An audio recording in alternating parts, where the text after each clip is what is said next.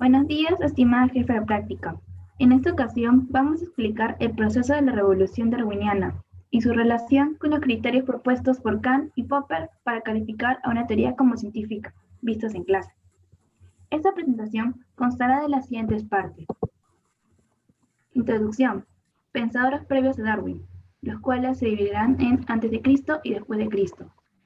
Darwin y su obra más célebre, El origen de las especies. Y finalmente, la conclusión.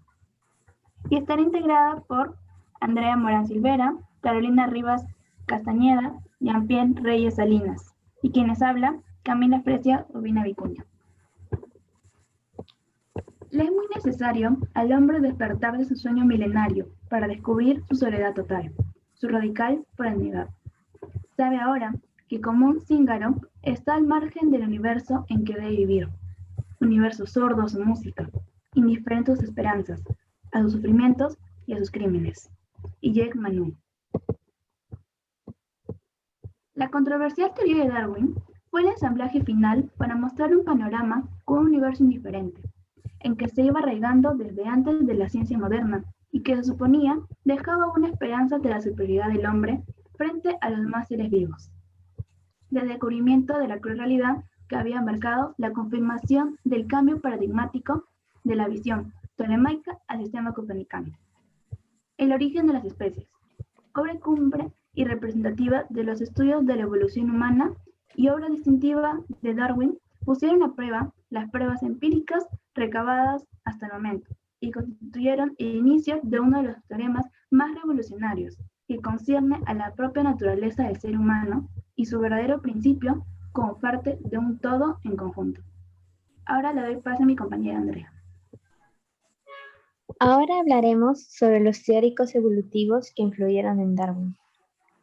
Anaximandro, 610 a 546 a.C.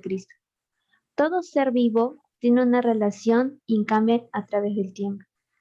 Anaximandro creyó que del calentamiento del agua y de la tierra nacieron peces o animales muy semejantes a ellos. En su interior se originaron hombres con forma de embrión retenidos dentro hasta la pubertad.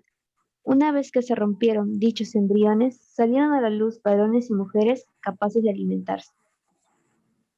Heráclito, 535 a 435 a.C. Toda cosa está sujeta a cambiar de forma continua. Heráclito ha sido definido como el filósofo del cambio. La razón de ello es su concepción dinámica de la realidad. Todo cambia, y hasta las cosas aparentemente más duraderas están sujetas a mutación continua. Platón, 427 a 347 a.C. De la ida del esencialismo, mantiene su teoría que los objetos del mundo real son reflejos y las variaciones son resultados de una reflexión imperfecta de esencias constantes. Platón decía que la vida se originó cuando la pizca o alma inmortal se alojaba en la materia, pero cuando la abandonaba, la materia volvía a quedar inerte. Sus ideas influyeron en Aristóteles, su discípulo. Aristóteles, 384 a 322 a.C., clasifica a los seres como una escala de vida o cadena de seres, ya sea por su complejidad estructural y funcional. Aristóteles concibió el mundo natural desde una concepción creacionista y estática. Él ordenó la diversidad de los seres vivos, imaginándolos dispuestos en peldaños de una escalera. La escala natural para Aristóteles correspondía a una interpretación del diseño elaborado por una mente divina suprema. Ahora paso a mi compañero Jean-Pierre. Continuando con la exposición, yo presentaré a aquellos filósofos y pensadores nacidos después de Cristo que influenciaron en el pensamiento de Charles Darwin. En primer lugar nos encontramos con Agustín de Hipona, del 354 al 430 después de Cristo. Él sostiene que los animales fueron creados en estado embrional. Darwin sostuvo que las adaptaciones que se alejan del prototipo de la especie y permiten a un organismo sobrevivir en un ambiente específico se desarrollan en el embrión. Claramente notamos que Darwin fue influenciado por este pensador. En segundo lugar, nos encontramos con Leonardo da Vinci, nacido en el 1452 hasta el año 1519 después de Cristo. Fue un personaje muy conocido y considerado como la persona con el mayor número de talentos en múltiples disciplinas que jamás haya existido. Él nos dice que nada de la naturaleza falta ni es superficial, ya que es el invento más bello. En tercer lugar, nos encontramos con Carlos Linneo, del 1707 a 1778 después de Cristo. Él intentó clasificar todas las especies conocidas y determinó que cada especie estaba contenida en una categoría superior. Él estructuró un sistema de clasificación por los niveles jerárquicos de reino, clase, orden, género, especie y aplicó la nomenclatura binomial por género y especie para el estudio de todos los seres vivos. En cuarto lugar, nos encontramos con Georges Cuvier, de 1769 al 1832 después de Cristo. Él nos dice que cualquier similitud entre organismos se debe a las funciones y ascendencia común. Al igual como sostuvo Darwin, que todos nosotros, que todos los seres vivos venimos de un árbol genealógico con un ancestro en común. Y por último, nos encontramos con Charles Darwin, de 1809 a 1882. Charles Darwin es reconocido por ser el científico más influyente de los que plantearon la idea de la evolución biológica a través de la selección natural, justificándola en su obra cumbre El origen de las especies.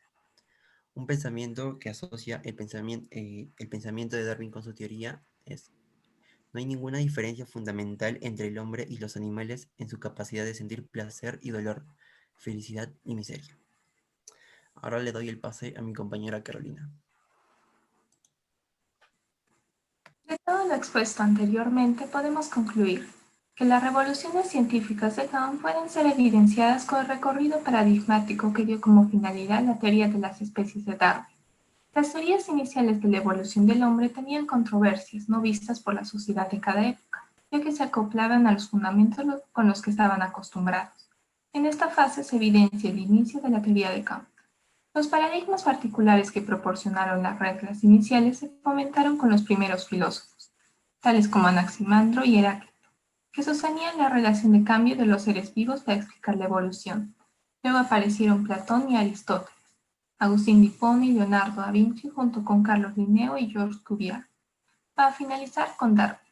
En cada etapa intermedia que representa el periodo de crisis de cada teoría acontecida, el análisis de la relevancia y significado de lo que Kant llamaría una revolución científica periódica, en donde se desarrollaban vías de investigación ocasionadas por la formulación de interrogantes de cada personaje.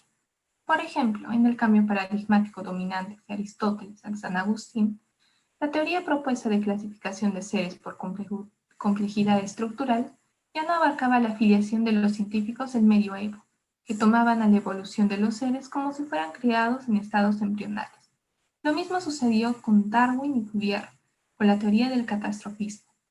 Esta teoría también podía demostrar la teoría de la refutabilidad de Popper, ya que aunque Kant había permitido una apelación al corazón contra los fríos dictámenes de la razón descritos por Popper, sus teorías tenían un punto en común, que era que toda teoría podía ser refutable. Para que Darwin mantuviera la nueva ciencia normal de la época, hubo un punto en el que gran parte de la comunidad científica que no estaba a favor de su teoría empezó a cuestionar sus posibles errores de su teoría, en donde demostraban el poco convencimiento que les transmitía, pero como diría Popper, era parte del proceso para que ésta fuera considerada científica, y como actualmente aún sigue siendo la propuesta más aceptada, habría pasado la prueba de la inferencia deductiva y de las refutaciones de sus colegas científicos. Gracias por su atención.